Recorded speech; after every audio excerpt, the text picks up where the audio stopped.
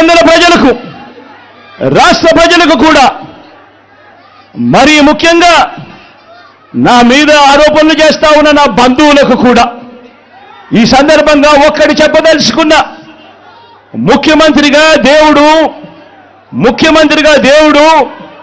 మీ బిడ్డకు అధికారం ఇచ్చింది. ముఖ్యమంత్రిగా దేవుడు అధికారాన్ని మీ బిడ్డకి ఇచ్చింది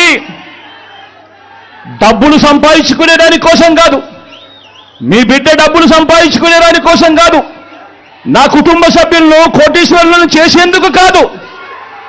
ఆ దేవుడు మీ బిడ్డకు ఈ ముఖ్యమంత్రి పదవి ఇచ్చింది పేదలందరికీ మంచి చేసేందుకు, ఆ పేదలకు మేలు చేసేందుకు దేవుడు ఈ అధికారాన్ని మీ బిడ్డకిచ్చాడు, మీ జగన్కి ఇచ్చాడు. జగన్ అధికారంలోకి వచ్చిన తర్వాత మమ్మల్ని పక్కన పెట్టాడు అని చెప్పి మాట్లాడుతా ఉన్న నా బంధువులకు ఈ సందర్భంగా తెలియజేస్తా ఉన్నా. మరొక విషయం కూడా నిండు మనసుతో చెప్తా ఉన్నా. వైఎస్ అవినాష్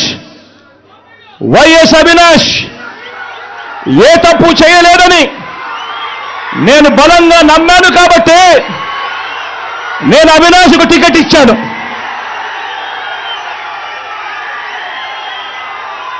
ఈరోజు అవినాష్ అడిగిన ప్రశ్నలకు సరైన సమాధానాలు చెప్పలేని వీరంతా చిన్న పిల్లాడైనా అవినాష్ను దూషించడం, అవినాష్ను తెరమరుగు చేయాలనుకోవడం ఎంతటి దారుణమైన కార్యక్రమం అన్నది ప్రతి ఒక్కరూ కూడా గమనించమని అడుగుతా ఉన్నా.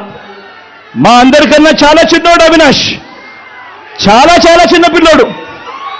అటువంటి పిల్లోని జీవితం నాశనం చేయాలని చెప్పి నిజంగా ఇంత పెద్ద వాళ్ళందరూ కూడా కుట్రల్లో భాగమవుతా ఉన్నారంటే నిజంగా వీళ్ళంతా మనుషులేనా అని చెప్పి సందర్భంగా అడుగుతా ఉన్నా.